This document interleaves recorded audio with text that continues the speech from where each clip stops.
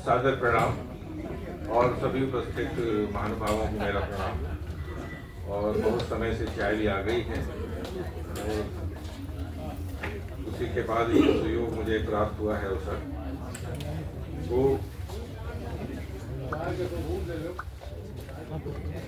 Start कर ले तो फिर देते हैं स्टार्ट करके। उपन्यास तेरे बिन मैं नहीं हिंदी की वरिष्ठ साहित्यकारा श्रीमती मंजू सक्सेना जी की सृजन यात्रा का एक महत्वपूर्ण सोपान है। इसके पूर्व इनकी अनेक कहानियां, लेख, हास्य व्यंग, गीत एवं गजल संग्रह प्रकाशित हो चुके हैं, किंतु प्रस्तुत कृति उनका प्रथम उपन्यास है।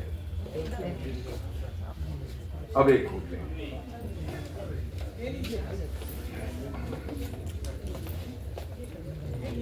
उपन्यास गद्य सृजन की एक ऐसी अनन्य विधा है जिसका स्वरूप 19वीं शताब्दी में विकसित हुआ था।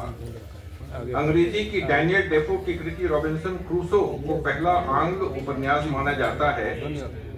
हिंदी में सन 1882 में प्रकाशित श्री श्रीनिवास दास की कृति परीक्षा गुरु को प्रथम हिंदी उपन्यास की मान्यता प्राप्त है। बाद में मुंशी प्रेमचंद हिंदी के उपन्यास सम्राट के रूप में स्थापित हुए। अंग्रेजी में चार्ल्स डिकेंस के उपन्यासों की काफी चर्चा हुई। किसी भी उपन्यास के मुख्य अंग होते हैं उसका प्रारंभ, उसका कथानक, उसका कथोपकथन, उसके पात्रों का चरित्र चित्रण, उसका कथा विस्तार, उसका समापन अंत तथा उसमें रेखांकित संदेश। सर्वप्रथम उपन्यास के प्रारंभ पर दृष्टि डालना उचित होगा।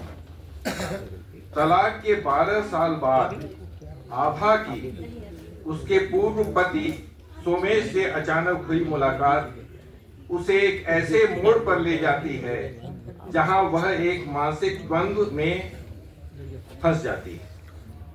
इस प्रकार उपन्यास का प्रारंभ ही पाठक के मन को जिज्ञासु बनाते हुए उसे द्वंद्व से भिन्न होने के लिए उत्साहित करता है। कृति का यह प्रारंभ इस तथ्य को पाठक के मानस में स्थापित कर देता है कि यह उपन्यास आभा और सोमेश के परस्पर संबंधों पर आधारित है। उसके ठीक उपरांत की स्थिति का वर्णन ज्ञातव्य है। मुंह अंधेरे ही चाय गर्म कॉफी की आवाज आभा के कानों से टकराई तो उसकी नींद खुल गई। केबिन के बाहर चलने फिरने और नए पुराने पैसेंजर्स के चढ़ने उतरने और सामान की उठा धराई के स्वर से ही वह समझ गई कि गाड़ी कोई बड़े स्टेशन पर खड़ी है। उसने मोबाइल की लाइट में देखा, सुबह के 6 बज चुके थे। उठो, बरेली आ गया, एक अधेड़ महिला का स्वर घोषित करता है। उपन्यास के कथानक का विस्तार हमें कतिपय अन्य पात्रों एवं वैविध्य परिवेशों से परिचित कराता है।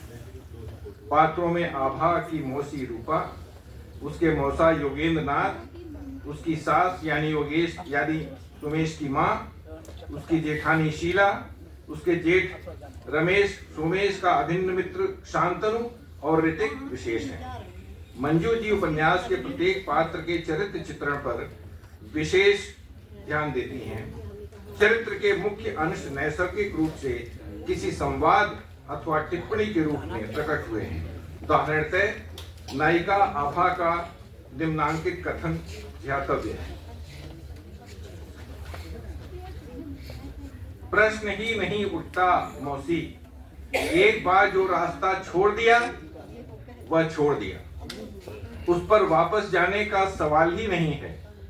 आप मेरी आदत जानती हो, मैं जल्दी किसी बात को दिल से नहीं लगाती, पर जो मेरे स्वाभिमान पर बार बार ठेस पहुंचाए फिर मैं उसको पलट के देखती भी नहीं। आभा ने अपना पक्ष साफ शब्दों में प्रस्तुत किया तो मौसी चुप रह गई। इसमें आभा के व्यक्तित्व में विद्यमान स्वाभिमान एवं संकल्पित आचार रेखांकित होता है। उपन्यास का नायक सोमेश एक ऐसे पुरुष पात्र के रूप में उपस्थित है जो आभा से सच्चा प्यार करता है, पर जिसका आचार अपनी मां के नियोजन के अधीन है। वही सोमेश की मां एक ऐसी महिला के रूप में चित्रित हैं जो अपना पारिवारिक वर्चस्व कायम रखने के लिए कुछ भी करने को तत्पर है। ऋतिक एक ऐसा बेतकल्लुफ पुरुष है जो अपनी पत्नी से धोखा खाने के बाद सच्चे प्यार की तलाश कर रहा है। आभा की मौसी और मौसा एक ऐसे आदर्श तथा सहृदय दंपति के रूप में चित्रित हैं जो चुपचाप संतानहीनता का अभिशाप कहते हुए अपना सारा प्यार तथा दुलार अपनी भांजी आभा पर न्यौछावर करते हैं। उपन्यास में अनेक ऐसे अंश हैं जो सीधी सहज शैली में विशिष्ट सामाजिक अथवा दार्शनिक संदेश प्रसारित करते हैं। इसका एक नमूना कृति में विद्यमान निम्नांकित अंश है। आभा जब इंसान किसी ऐसी उलझन में पड़ जाता है जहां से उसे अपनी मंजिल का रास्ता चुनना मुश्किल लगता है, तब उसे अपनी अंतरात्मा टटोल कर देखना चाहिए। बीता हुआ समय भूल कर वर्तमान को खुली आंखों से देखना चाहिए। उपन्यास का शिल्प एवं प्रवाह कुछ ऐसा है कि पाठक का मन उससे एक बार संबद्ध होने के बाद उससे पृथक नहीं हो पाता। पढ़ते पढ़ते कब समापन अंश उपस्थित हो जाता है इसका पता ही नहीं चल पाता। यहाँ पर उस समापन शैली का अवलोकन आवश्यक है। बरसों बाद आज आभा फिर सोमेश की बाहों में थी। पूरा कमरा गुलाबों से महक रहा था। अतीत की कड़वाहट अपना असर खो चुकी थी और भविष्य के सपने संजोए वर्तमान सारी खुशियों में समेट लेने को व्याकुल था। अंदर मदहोशी अठखेलियां कर रही थी और बाहर उतरती फरवरी की ठंडी हवा की ससुराहट जैसे गुनगुना कर कह रही थी, तेरे बिन मैं नहीं साथिया, तेरे बिन मैं नहीं हो साथिया। प्रारंभ से लेकर अंत तक उपन्यास पाठक के मन को बांधे रहने में सक्षम है। कृति को वरिष्ठ रचनाकारा श्रीमती नीरजा द्विवेदी जी विशिष्ट बधाई संदेश प्राप्त है। नीरजा जी के शब्दों में उपन्यास में हर पात्र इतनी खूबसूरती से प्रवेश करता है कि कहीं भी बोझिलता का अनुभव नहीं होता। सबसे बड़ी विशेषता यह है कि प्रत्येक पात्र की अनुभूतियों का आपने इतने मनोयोग से और कुशलता से वर्णन किया है कि ऐसा प्रतीत होता है कि यह आत्मकथा लिखी गई है। प्रयागराज के वरिष्ठ साहित्यकार श्री अशोक श्रीवास्तव जी ने इसे अत्यंत मर्म स्पर्शी घोषित किया है, जबकि वरिष्ठ गजलकार मंसूर निगम जी के अनुसार यह सधे हुए शब्दों के ताने बाने से बुना हुआ रोचक उपन्यास है। मंजू जी ने अपनी इस कृति को अपनी गोलोकवासी मां श्रीमती शांति सक्सेना जी को निम्न उद्गारों से समर्पित किया है।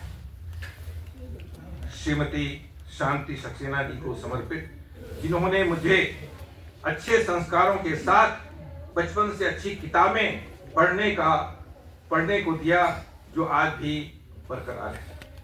कृति का आवरण आकर्षक और संदेश युक्त है।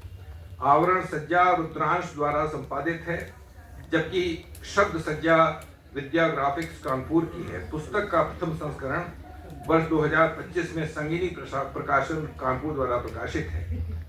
कुल 364 पन्ने के इस उपन्यास के पेपरबैक संस्करण का मूल्य ₹650 मात्र है और उसके हार्ड बाउंड संस्करण का मूल्य ₹750 मात्र है, जो उसके आकार के समतुल्य प्रतीत होता है। ऐसे अनूठे सृजन हेतु श्रीमती मंजू सक्सेना जी बधाई एवं बौद्धिक श्लाघा की पात्र हैं। इसमें मंजू जी का अनुभव, कल्पना शक्ति, शब्द सौंदर्य और सरस शैली का सुंदर समन्वय है। मेरी यह शुभकामना है कि मंजू जी की कलम इसी प्रकार निरंतर चलती रहे और माता सरस्वती का भंडार भरती रहे।